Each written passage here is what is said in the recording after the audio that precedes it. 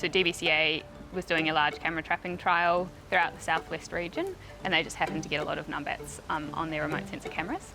And so I was lucky enough to get that data set and have a play around with it, and I found that from that numbats can be individually ID'd by their stripe patterns, and then I was able to use that to do mark recapture modelling, and that gave us a density estimate for the region, which showed that the population size was actually a lot larger than we thought it was within that population.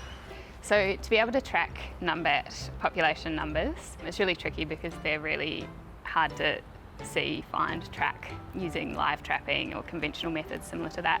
So we've been using remote sensor camera traps, which are effectively cameras that are out in the bush running 24 hours for as long as you leave them out there.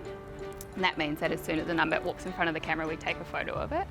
And using those photos, we found that the numbats had individually different stripes, and so we were able to identify individuals that walked past the camera. And from that, we could track the movement of those individuals through the camera traps and use modelling called mark recapture modelling, and that allowed us to calculate a density and therefore an approximate abundance for the region. So the population was larger than previously estimated, which was a really great finding. That's not altogether surprising, I guess, because they're quite a cryptic species. They're really hard to catch, trap, follow. I didn't actually know what a numbat was before I started at UWA because I'm not from Australia. But just conservation of endangered species is incredibly important to me.